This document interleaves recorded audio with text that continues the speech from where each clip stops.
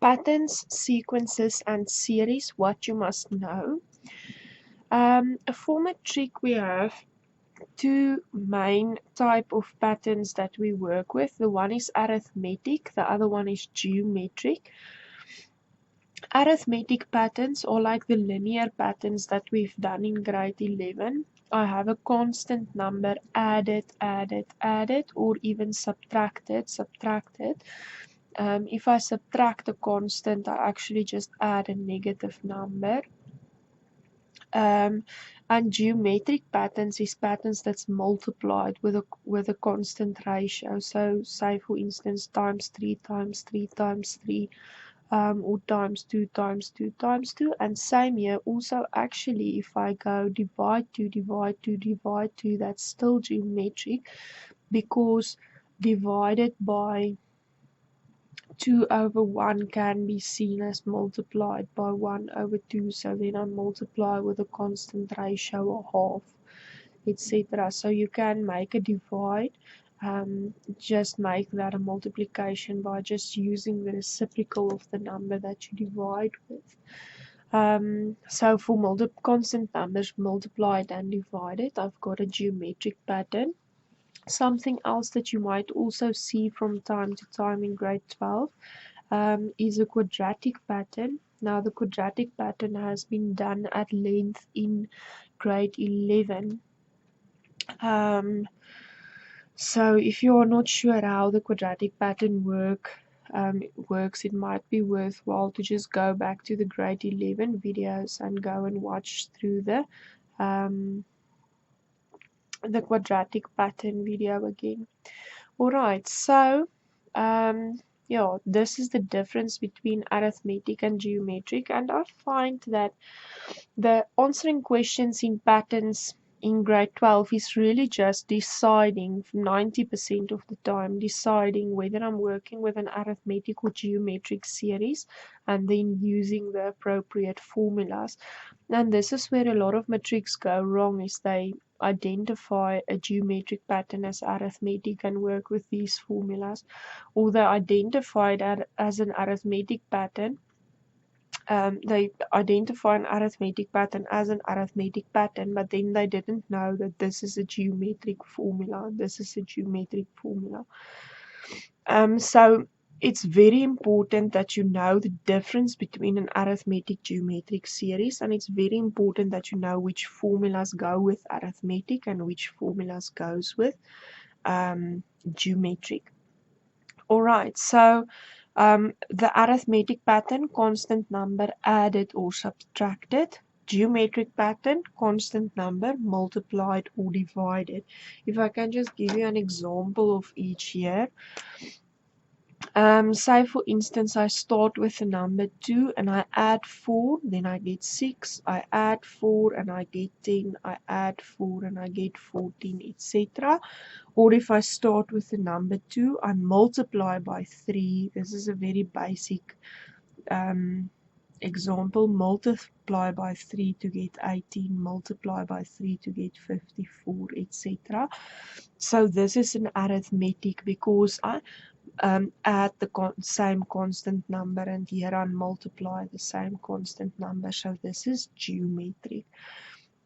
This is the first important thing. Now with the arithmetic pattern, I have a constant difference or a constant number added, but I talk about the constant difference D. And with the geometric pattern, I have a constant ratio, which means I multiply with the same number. There's a ratio between these two numbers and these two numbers. So the ratio 2 to 6 is 1 to 3, and the ratio 6 to 18 is also 1 to 3. That's why I talk about a constant ratio here. If I go and write 2 to 6 and 6 to 18 and 18 to 54 as a ratio, this is a ratio 1 to 3. This is a ratio 1 to 3. This is a ratio 1 to 3. So I've got a constant ratio. And then I've got a constant difference. Alright. Okay, so my constant difference I can find by just subtracting the next term from the previous term. So if I take the second term and subtract term 1, term 2 minus term 1. That should give me the constant difference. And just to check whether I'm working with an arithmetic or geometric series, I'm also going to usually take the next one, the third term, and subtract this second term. And if this gives me the same, this difference gives me the same as this difference, then I know it's arithmetic. If it doesn't, then I go test for geometric. Let me show you.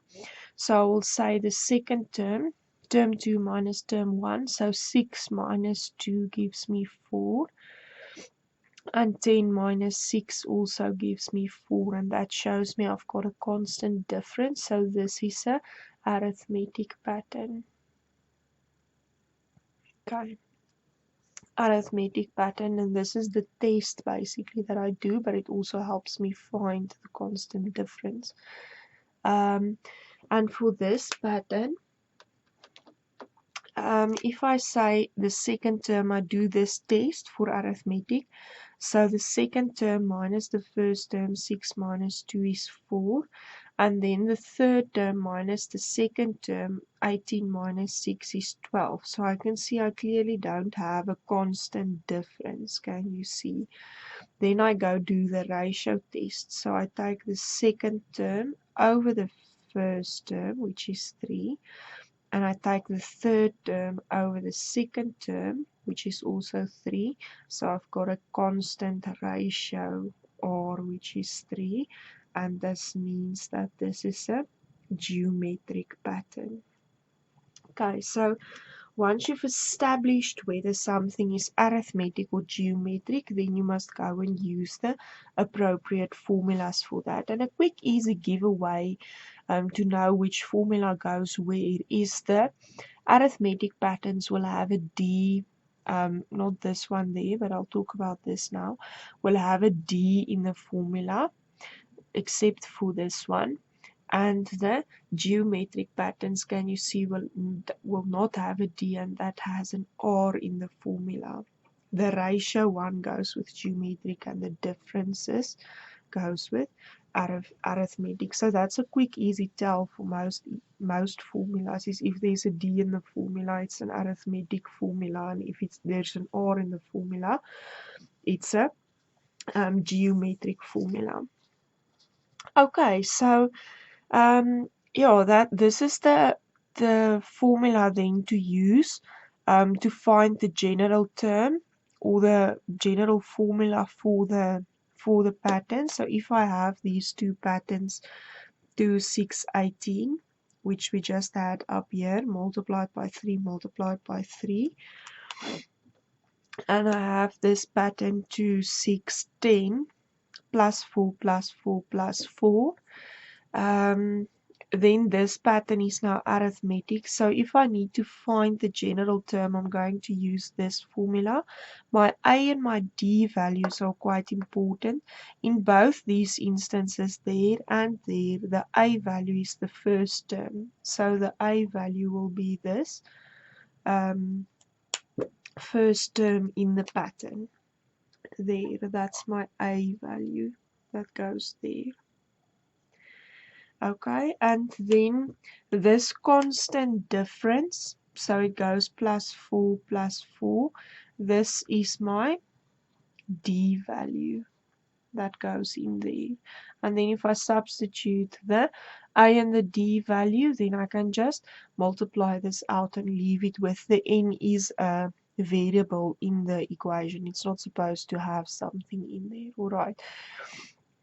And then for this one, this multiplied by 3, multiplied by 3, this constant ratio is the R value that goes in there. And then I just leave it like that. I substitute the A is 2, this is times, and I substitute the R is 3 to the power of n minus 1, and that's my general term. Okay, this formula is not an official formula, but it's handy to know.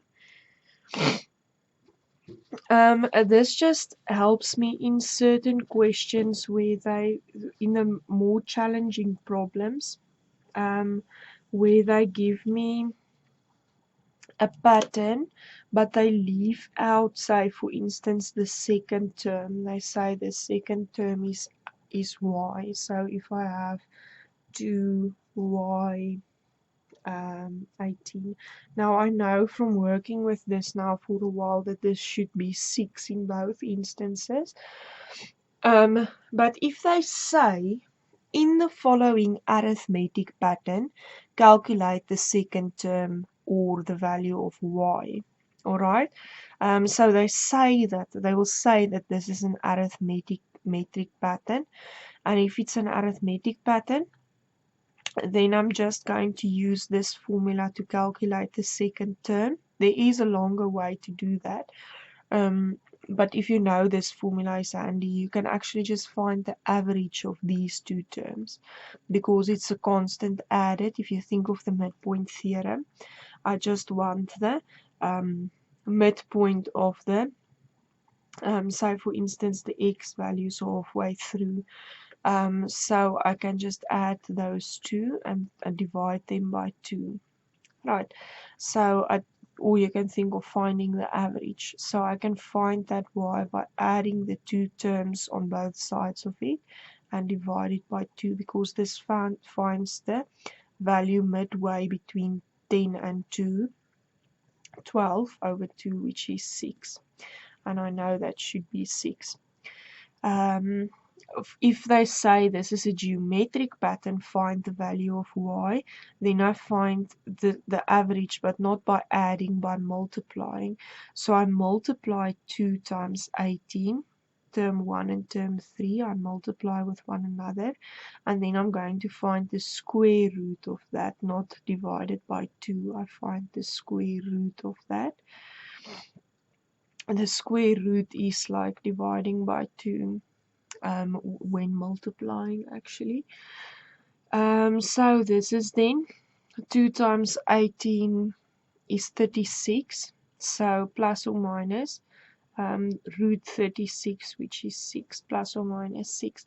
And then from context, they will tell you that every alternating term has a different sign, or they will tell you find the value of y if y is positive or if y is negative.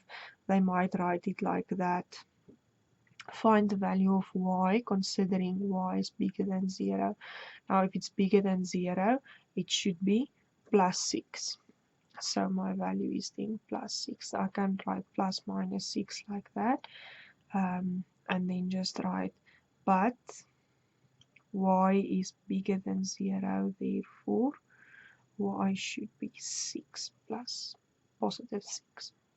Okay, so this is a handy formula to know, but there is another method if you don't know this formula, or you feel quite confused about what I'm doing here now.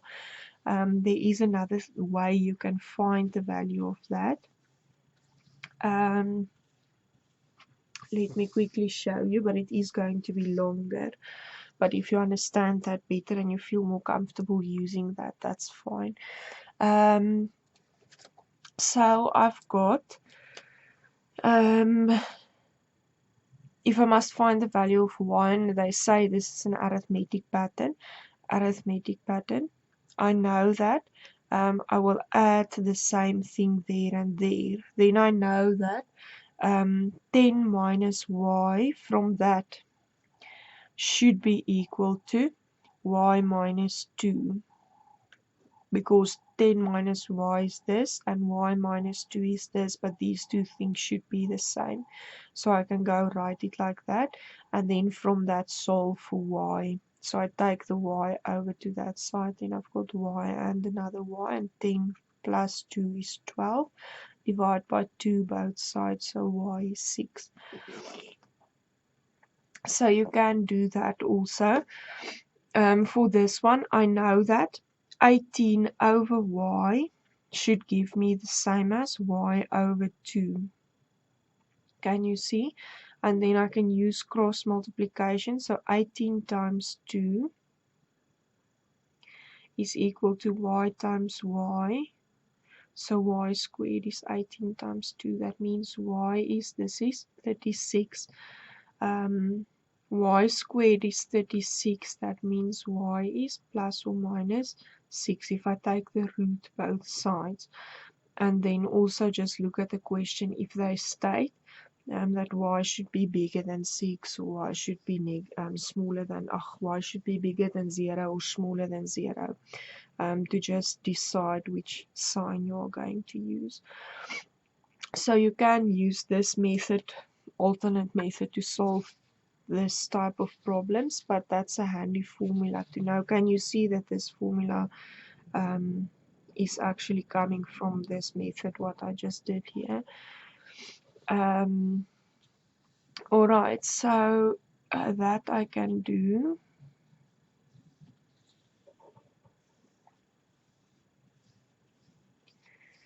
Okay, that's a handy formula to know. Alright, and then we get sequences and series. This is called a number pattern. Let's just make it 6 again. This is called a number pattern. 2, 6, 10, 2, 6, 18. This is called a number pattern. Or I can call it a fancy big boy name for it is called a sequence. And so a sequence goes in 2, 6, 10, and I can find a general formula for a sequence, like either like this or like this, and then it's called a sequence. But then sometimes I also want to know a certain sequence if I add it up, all of the terms, what that's going to give me, and that I call a series. So if I take the same sequence and I just add up all of the numbers like that, then this is called a series. This is a sequence, it's just a pattern, and if I add all of the numbers in the pattern with one another, then I call this expansion, I call a series. Same thing here, I can have 2, 6, 18, which is a sequence, and if I add all of these up, then I call this a series. Okay, so the general formula that I use for my number pattern is the sequence formula, and then the formula that I use to add the pattern up is called this. This is the general formula for the series. This sign just means the sum of n from where n is 1 until where n is the last n. So if I have, say for instance, 10 numbers in this pattern, then I will have n from 1 to 10. And then can you see I can use the same formula to generate, if I substitute n1, n2, n3 up until where n is 10 in there, I will generate, if I substitute n1, I will generate 2, and then I substitute n2, I generate 6, and then I substitute 3, I generate 10. And this just means I take these different answers what I get when I substitute and I add them. So this is actually the same as this. Alright. Or if I can just maybe write it in a simpler form for you, if you're still not sure how this sign works. Say for instance I've got, what will happen? Say I've got n from 1 to 5. I'm not going to make it very big now. And say for instance I have n plus 2 as my formula. So what will happen is I substitute from n1 to 5. So 1, 2, 3, 4, 5. If I substitute n1 in here, so 1 plus 2 is 3. And I substitute 2, 2 plus 2 is 4. And 3 plus 2 is 5. And 4 plus 2 is 6. And 5 plus 2 is 7. So I substitute all of the values for n from 1 to 5, can you see? And I find my answers with this formula 3, 4, 5, 6, 7, like you did in a table in grade 8 and 9. So I substitute, this is my formula, and I substitute values for 1, 2, 3, 4, 5. This just says values from 1 to 5.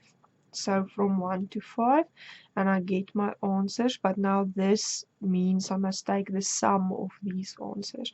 So if I have my values 3, 4, 5, 6, 7, it's the same as that, but now I must just take the sum of the answers.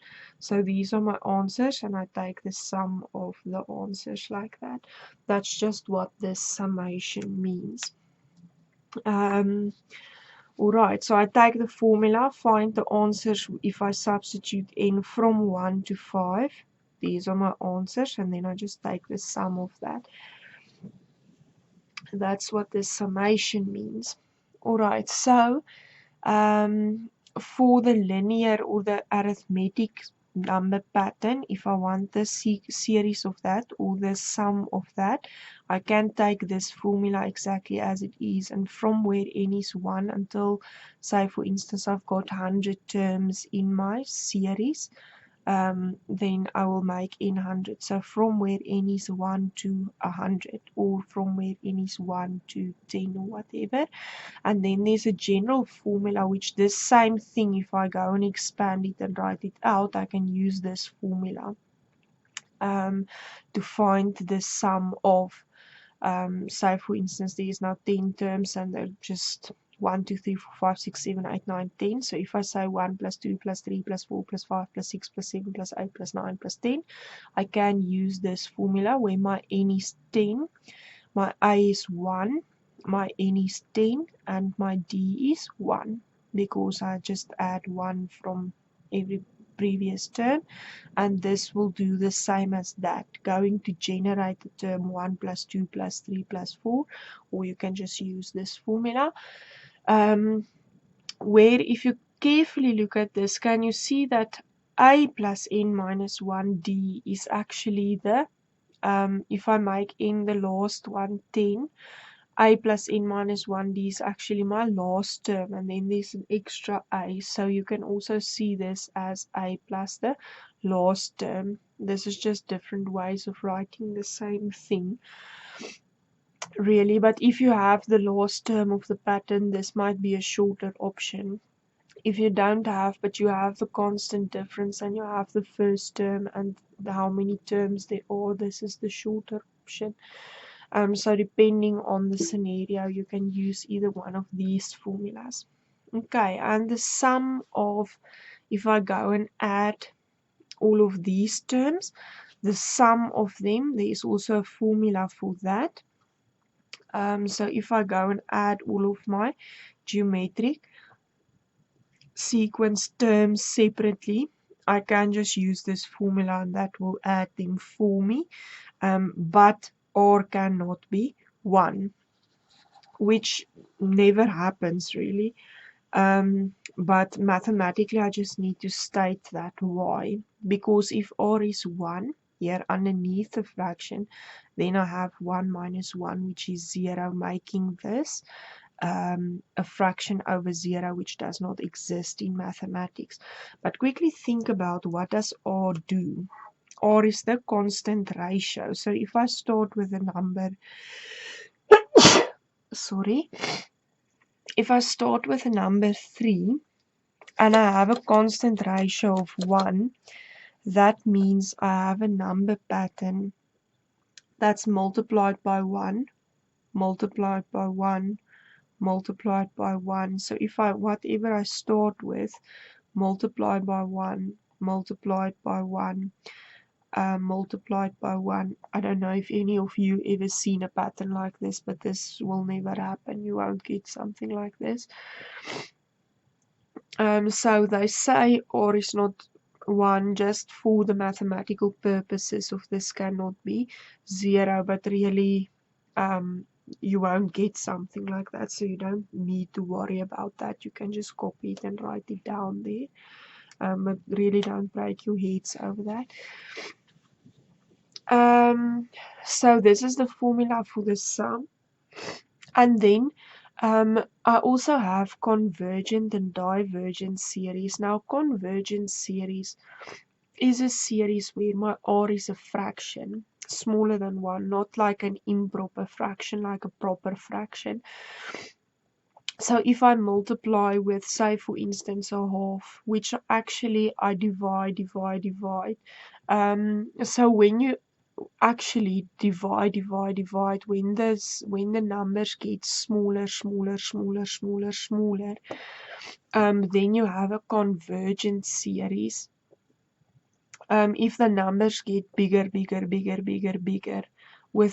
without regarding really positives and minuses, if you look at the numbers, if the numbers gets bigger, then you have a divergent series. That means if I go and add them up and the pattern doesn't stop, it goes to infinity, my answer will just get bigger and bigger. So say for instance, a divergent series looks like this.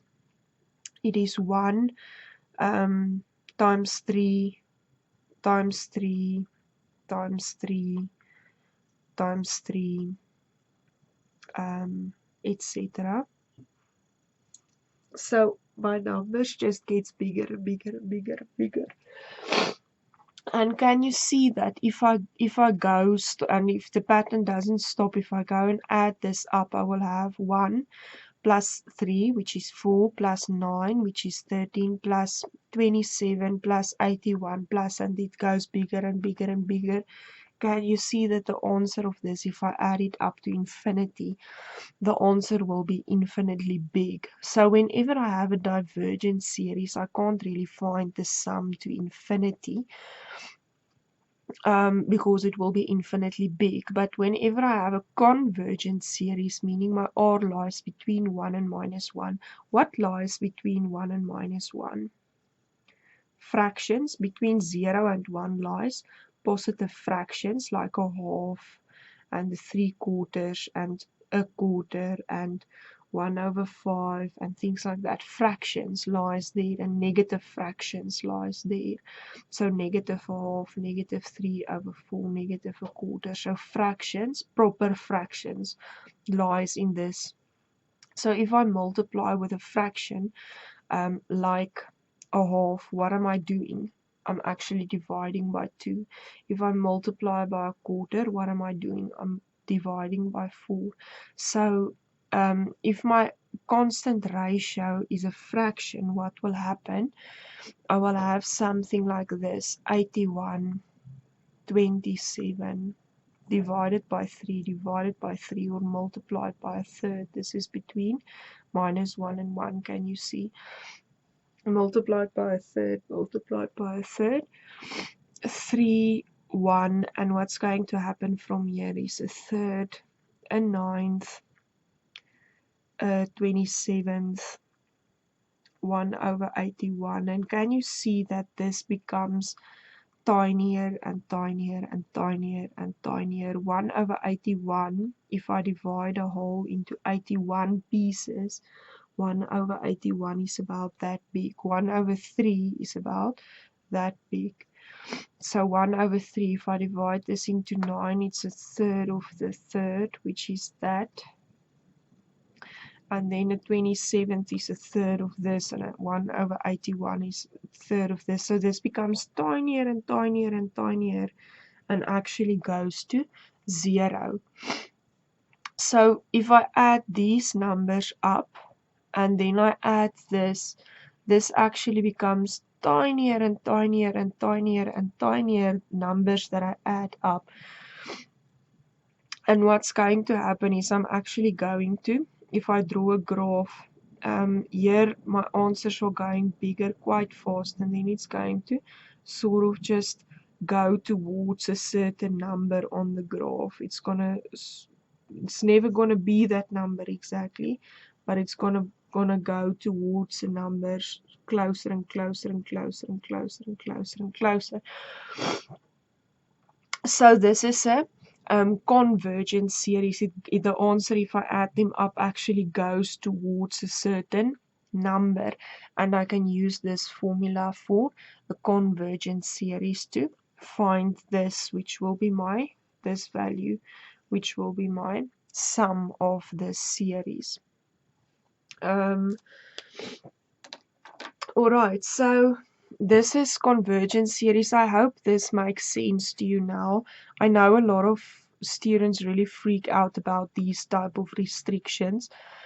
But I hope this makes sense to you. This just means for numbers that divide, for values that get smaller and smaller, not bigger and bigger. If I go smaller and smaller, then it's a convergent series. It goes to a certain point, and then I can use this formula to go and calculate this sum. Really is all that means. And then some other things we might need to know. Let's just quickly investigate this. Is if you ever have the sum from 1 to whatever number, 10, of 1, you're going to have that number 10. Why? Because this thing, what does this do? From 1 to, let's say, for instance, 10 of 1. I go and substitute 1 to 10 in here for this. Now, there is nothing to substitute in. So if I substitute 1, this equation is going to be 1. If I substitute 2, it's going to be 1. If I substitute 3, it's going to be 1. Because there's no I or N value that I can substitute in. The answer is just going to be 1. So for 1, for 2, for 3, for 4, for 5, 6, 7, 8, 9, and 10, the answer of this equation is always going to be 1. And then if I add this up, 1, 2, 3, 4, 5, 6, 7, 8, 9, 10, can you see that I will just have 10 times 1, which is then 10. So this will always be the case. If I make that 12, I'm just going for 11 and 12.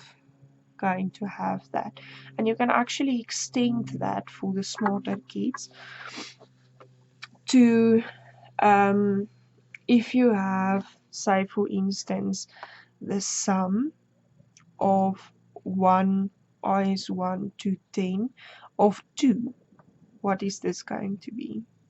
It's going to be 20. Why? Because I'm going to have 2 plus 2 plus 2 plus 2 10 times. So 10 times 2 will be 20.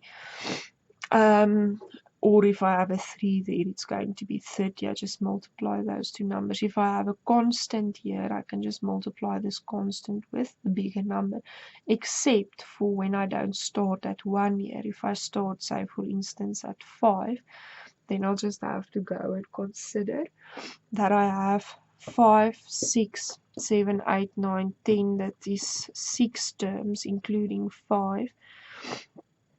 So if I've got 6 terms, then I must multiply 6 with 2, and that should give me 12, things like that. Which is also coming in here is the number of terms in a sigma series. If I start here from 5 to 10, it feels like there should be 5 terms because it's from 5 to 10. But remember, in math we count from 5. I start counting if I count 5. From 5 to 6 is 1. So I actually count to 6 is 1, to 7 is 2, to 8 is 3, to 9 is 4, and to 10 is 5. But now I haven't counted the 5. I've just counted to the next one, to the next one. So I've counted from 5 to 10. I count 1, 2, 3, 4, 5 forward, but I haven't counted this one. And remember here, I substitute the 5 as well as the 6, 7, 8, 9, 10.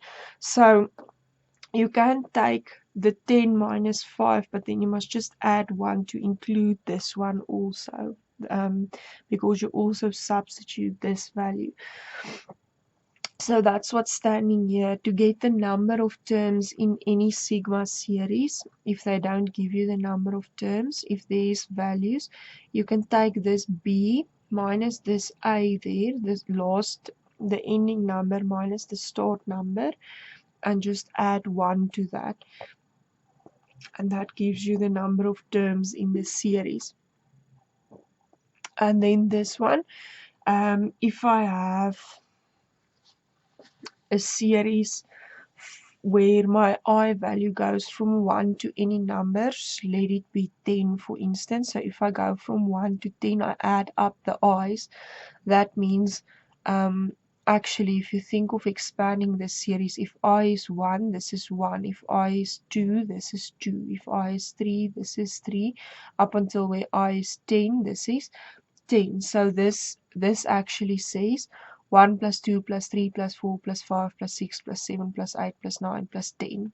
So if I add up numbers, then I can just take that number, say for instance 10 times 11. 10 times 11, and I take that over 2, which seems a bit strange, but it's not. It doesn't make sense that 1 plus 2 plus 3 plus 5 plus 4 plus 6 plus 7 plus 8 plus 9 plus 10 should give me 10 times 11 and divide that by 2. This is actually because, and this is also the proof of this formula that we're coming to. It's the same concept that I use in this proof, and we'll do that at a later stage. But the concept I use here is the following. If I have to say, for instance, add the numbers 1 to 5, can you see if I write them like this? 1 plus 2 plus 3 plus 4 plus 5, and I also add them backwards, 5 plus 4 plus 3 plus 2 plus 1. Can you see now if I add them, these two rows, then 1 plus 5 is 6, 2 plus 4 is 6, 3 plus 3 is 6, 4 plus 2 is 6. This will always happen, and 5 plus 1 is 6. That if I write any amount of numbers this way bigger and that way bigger, or this way smaller, if I just take a set of numbers and just swap them, that these two added will always give me the same thing, because as I make this one bigger, I make that one smaller. So it should always give me the same number. And then what happens is it just gives me the last number and the first number together, which is 6. But now if I add 6 plus 6 plus 6 plus 6 plus 6 5 times, can you see 5 times 6? If I add 6 5 times, which if I have 5 terms, I'm going to add 6, which is one more, 5 times. So 5 times 6 is 30, but then I've actually added, if I add the 6 plus 6, I've actually added the row twice, because I've added this and I've added this now. And I only want the row once, so then just to not add it twice, then I divide by 2, and this is where this formula comes from, which is quite nice. And that means you can easily add up numbers from 1 to 100 by taking just 100 times 101 and dividing that by 2, which is quite simple actually. Alright, so this is handy to know. This is handy to know, and this is a must know. You are going to need this. Right, so this is all of the formulas that we use. In the next few videos, I'm just going to then work through some problems, but make sure you know all of this stuff. You know what an arithmetic and what a geometric series is. You know the difference between sequence and series. You're comfortable with all of these. You know all of these formulas. Even if you do get a formula in your formula sheet, a formula doesn't help you if you don't know where it fits into maths. So this formula is very nice if they have it there, but what must you know about it? You must know that this is an arithmetic formula to calculate the sum of terms like this, and my n value is the amount of terms I have, the a value is the first term, the d value is the constant difference. Arithmetic, this is to calculate the sum of a geometric term, geometric series, where a is my first term, r is my constant ratio there, and n is my number of terms. So it's fine if you don't know the formula out of your head. If you get the formula on a formula sheet, that's fine, but you must know, where do I use this, where do I use this, where do I use this, where do I use this, what does the a stand for, what does the r stand for, and if you don't know that, you're going to struggle a bit. So now which formula goes where with what, and then we'll attempt some problems in the next few videos.